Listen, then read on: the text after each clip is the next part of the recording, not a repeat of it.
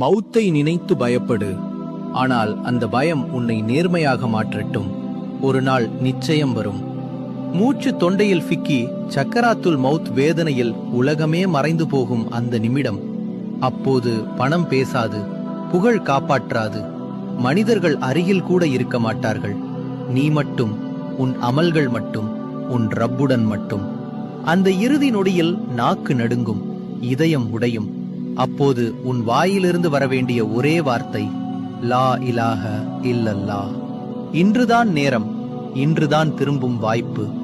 மரணம் காத்திருக்காது, ஆனால் அல்லாஹ்வின் இரக்கம் காத்திருக்கிறது.